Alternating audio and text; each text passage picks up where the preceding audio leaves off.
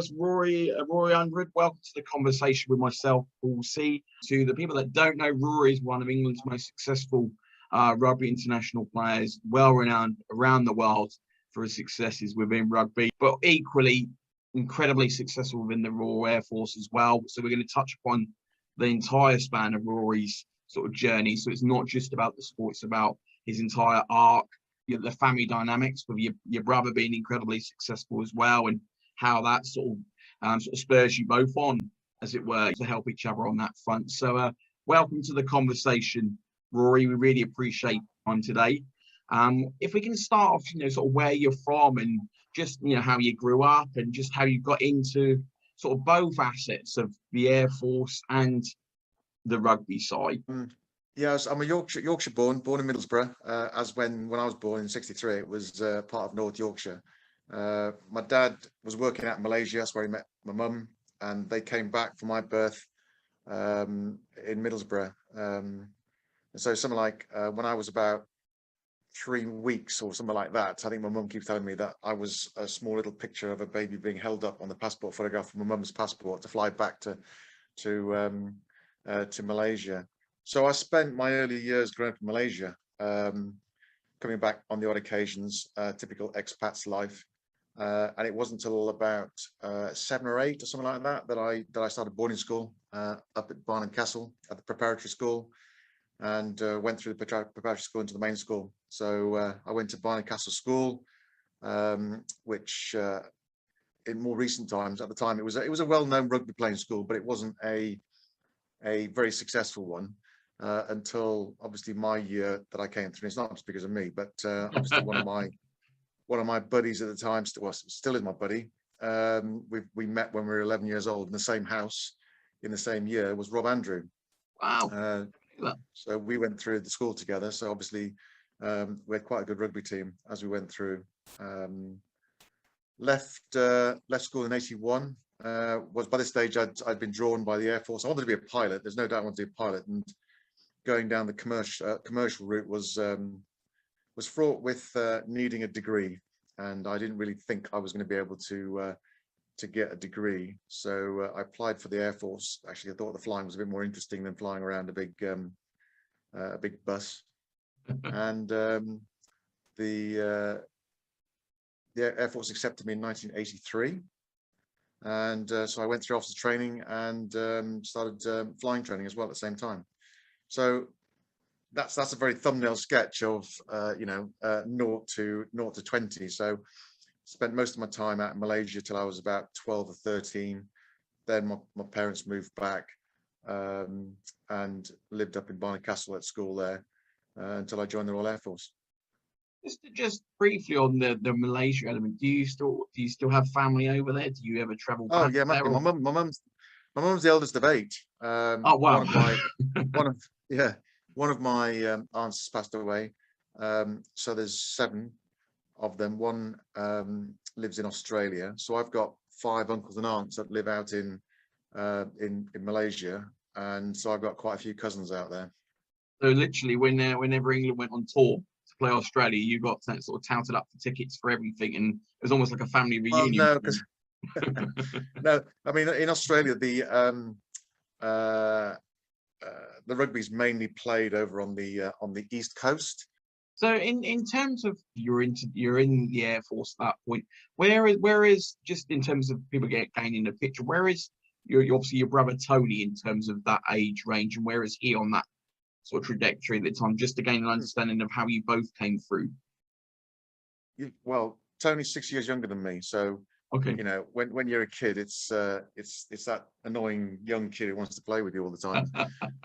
My other brother Gary, he was 18 months younger, so we used to be the ones playing football all the time in the backyard in Malaysia and stuff like that. And when we flew across to Malaysia for school, it was the 2 of us used to go back and forward. So Tony was a good. I mean, I left. I think my last year at school was his first year at the main school at 11. So that's, it's quite a marked difference from upper 6 to lower 6. So we didn't cross paths until eventually when he left school and he went to Leicester University. So It wasn't until 1987, 88 was when he joined Leicester Tigers when he went to Leicester University, and that's the first time we actually sort of played rugby together. Okay. And does he ever? I mean, not in the conversations that you have, you obviously talk about normal, everyday life, but does he ever sort of attribute his sort of success to you being that older brother inspiration for himself? You'd have to ask him about that. I mean, it's one of those things. To begin with, I mean, the running joke is, to begin with, unfortunately, whenever you are a sibling who comes after another sibling who's successful, you're always known as Rory's brother all the time. Then, the running joke was I retired before he did, and so it always become, Tony's elder brother was after that. So, it was only difficult because I played 84.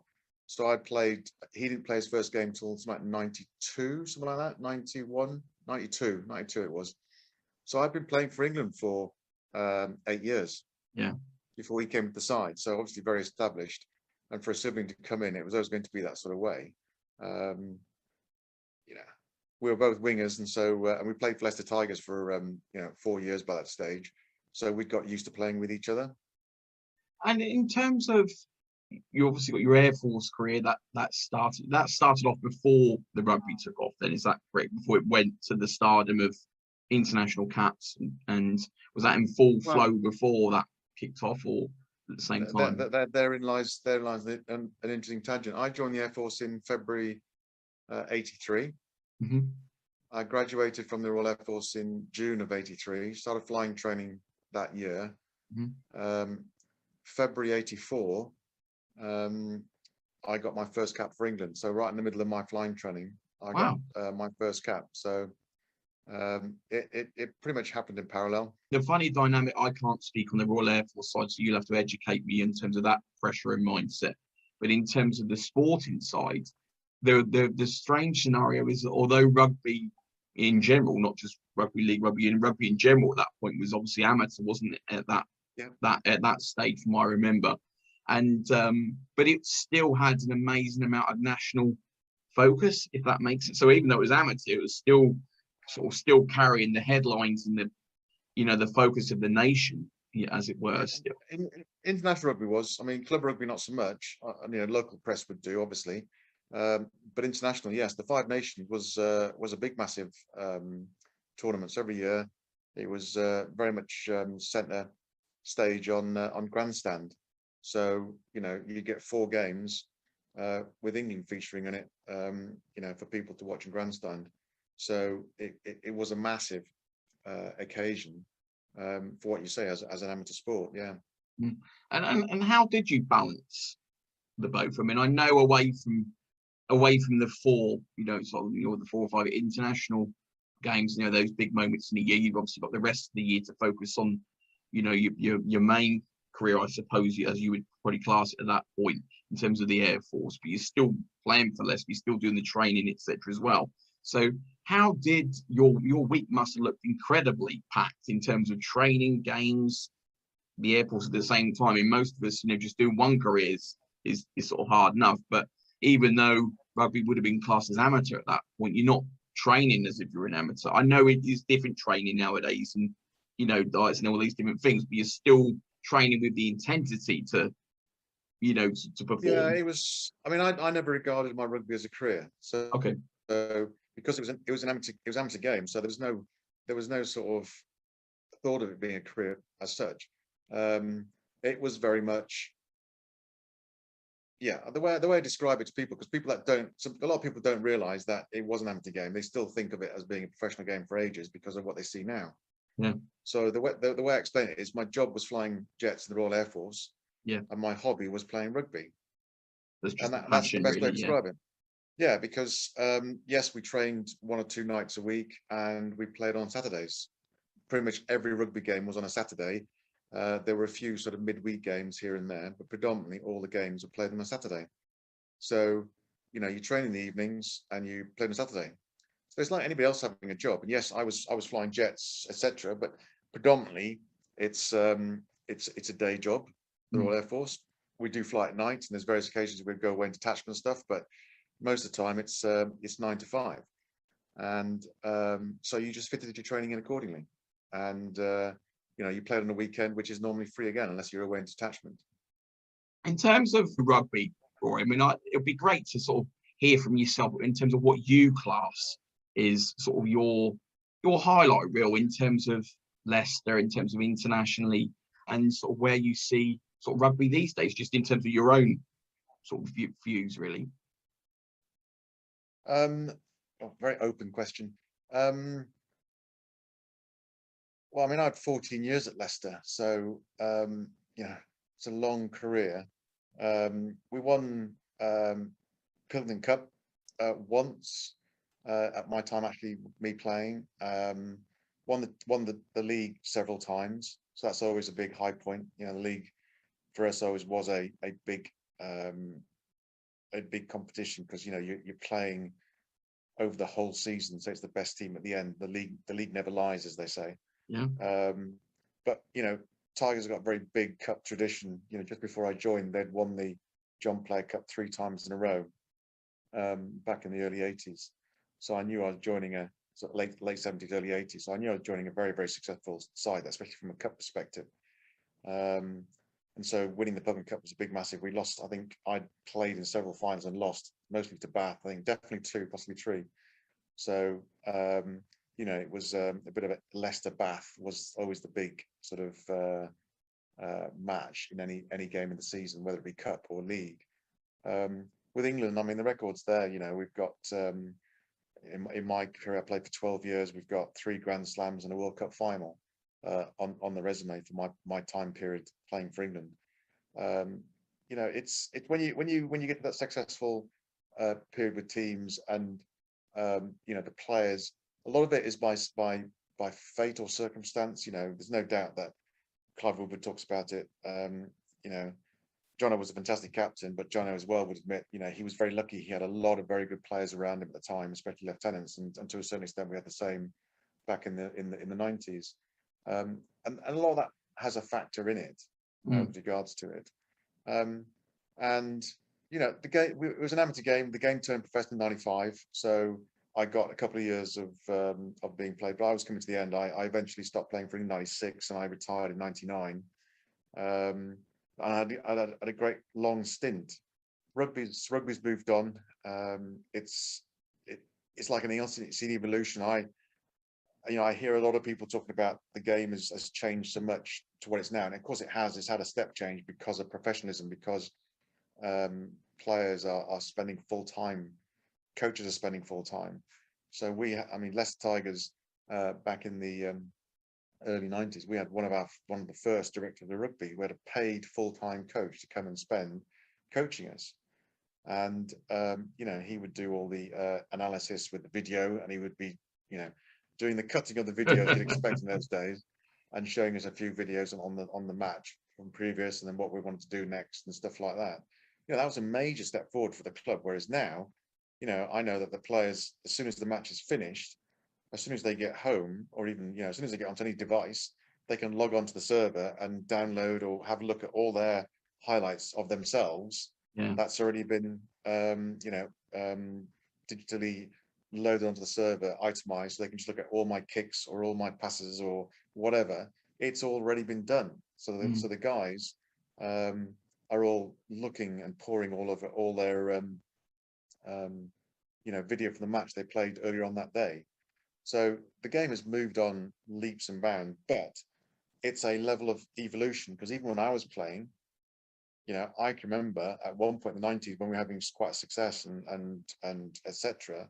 At times people thought that we'd moved on such a pace, and the game was changing rapidly, and that we're becoming too professional. We're being too professional when we were amateurs in those days. So the game has changed a lot, and it will continue to change and continue to evolve. The big concern that people have now with regards to the size and fitness of players, and obviously the big talking point at the moment is very much around concussion. Yeah. And the challenge of that, and it's a very emotive and very difficult subject to try and have a meaningful discussion. Hopefully everybody is now in a position where they're trying to move forward, so it helps everybody to try and play. We are playing a high impact game. We're never going to remove concussion from our game. It's impossible. The Yeah. only way you can do it is to stop playing rugby. So somewhere there's got to be a happy medium about what we can and can't do. And obviously the biggest thing is how we make sure we look after the players, you know, during the match, after the match, post, and make sure they're looked after when they finish playing. The real challenge is like anything else. It's all fine and well because it's the game at the highest level, both men and women's, who get all the exposure and do get. And while there's a massive disparity between the female game and the men's game, but they still get all the care and attention and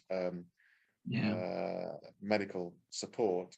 Whereas very quickly, when you dive down through the layers of sport, in most sports, you can go 2 or 3 levels down and you are playing on a pitch in the middle of nowhere where there are no medical facilities, and it's just, you know, a bunch of people having a fun game of rugby on a Saturday afternoon or whatever. And, you know, it's one of the areas that people sometimes forget. People see it, they see the top less than 5%, which is always the professional game for the men and women. But the community game is massive. And, you know, how do you protect all that? And of course, then all the schools and mini rugby clubs that are around the place, there's a huge number of people playing rugby, you know, week in, week out.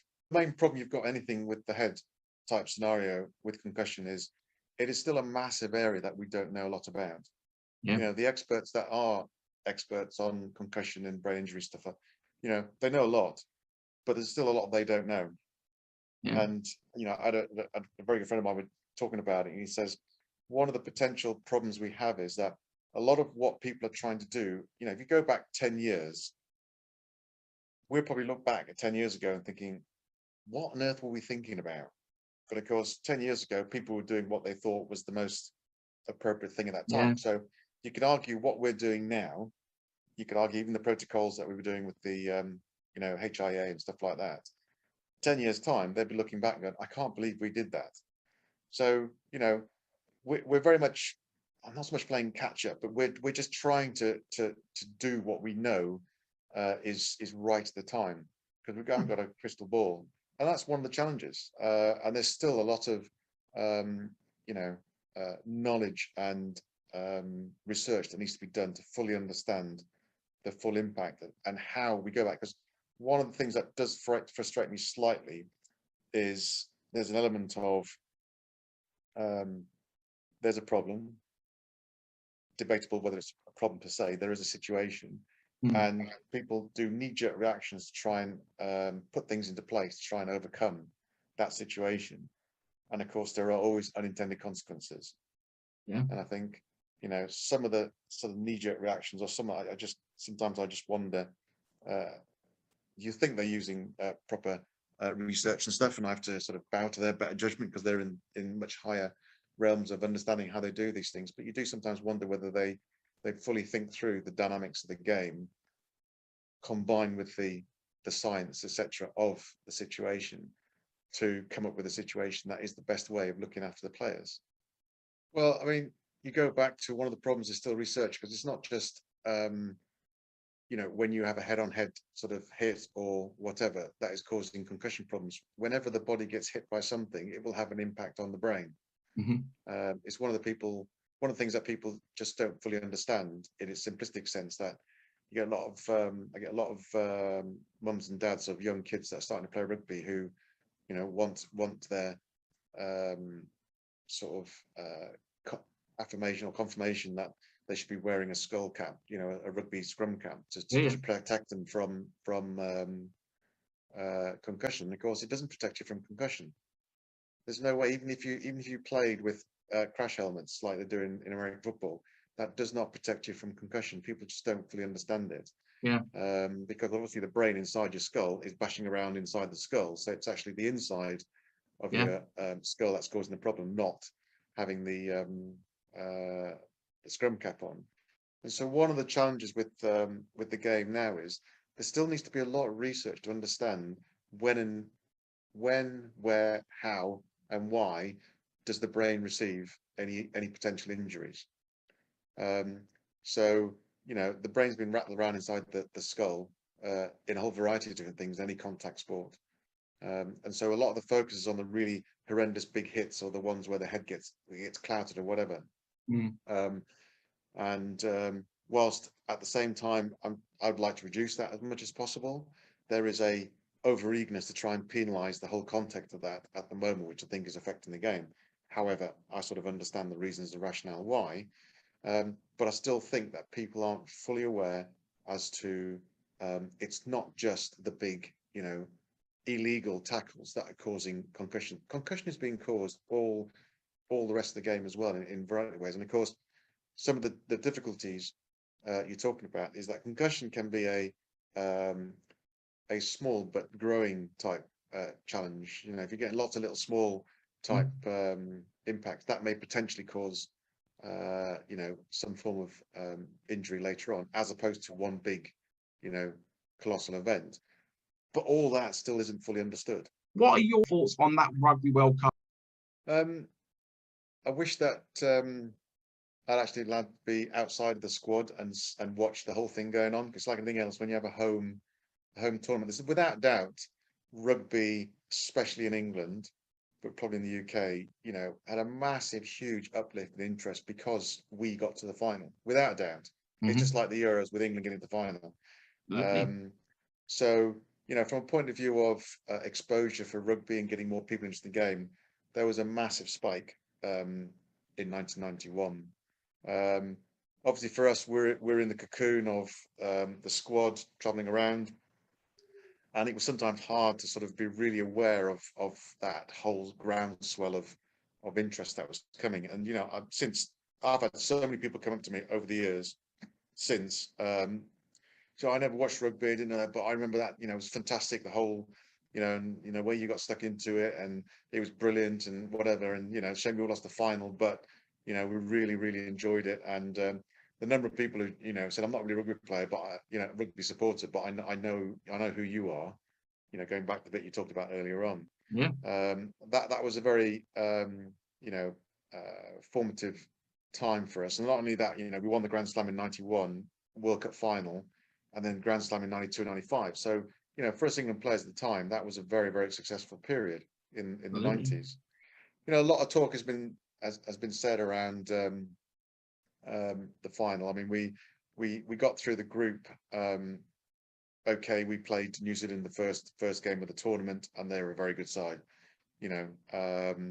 Got through as one of, because there's four groups, top two go through. And we had a very difficult, because obviously we came second underneath New Zealand, so we had an away game to France, and they played it in Parc des Princes. So, and that was one of our best games we played. We played a fantastic game, beat a very good French side, quite comprehensively in Parc des Princes. And then we had to go to Murrayfield and play against Scotland up there, which was a bit more of a tighter battle, but we won the kicking battle that day. So it's a bit more tense with it being a semi-final. And it was suddenly, we're in the World Cup final. It was a really surreal moment. I can remember in the change room afterwards. And then, a lot have been talked about the final. I don't make such a big thing around the whole tactics of the game. All teams change their tactics slightly based on what they think the opposition are doing. I firmly believe that we just didn't hit our straps that day as a team. I think as a team overall, we didn't play as well as we could have done, and a few of us weren't probably on our top form for whatever reason. And losing 12-6 is a bit of a bummer when you're so close to it. And it's not a regret, because it's one of those situations that you just accept. I don't regard it as a regret, but it's a shame that we didn't capitalize on that opportunity then, because I remember being in the crowd in Australia and Sydney when I saw the guys win the World Cup in 2003, and half of me was fantastic, over the moon as an England supporter that we'd won the World Cup, and half of me was ruminating over the fact that it could have been us 12 years previously. So I like to obviously bring to the audience where sports people and business people and where they're currently at in terms of their life and what projects that they're working on.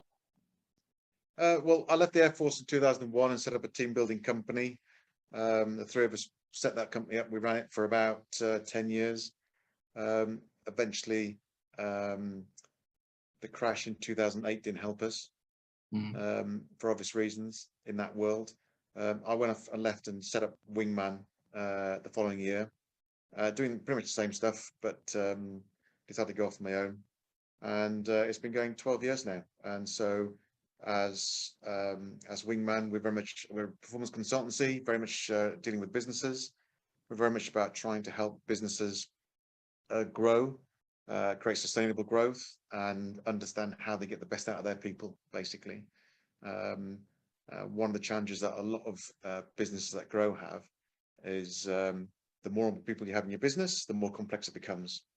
And therefore, from our perspective, the greater understanding that you can have of everybody being commercially aware of how they are supposed to do the job, as well as culturally aware of how they work with each other, then you can be more successful at being able to grow. So that's very much the world I'm in now. And despite a bit of a hiccup during the lockdown for obvious reasons, the last 6 months or so has been good to us. We're coming out of the lockdown okay, and we have a lot of positives looking forward to the future. So very, very excited about what holds for us as we come out of the pandemic. Oh, thanks so much for today, Roy. It's been greatly appreciated, and I'm sure the audience would have gained so much knowledge into your career as a whole. So enjoy the rest of your day, Rory. Thank you very much. No problem. All the best.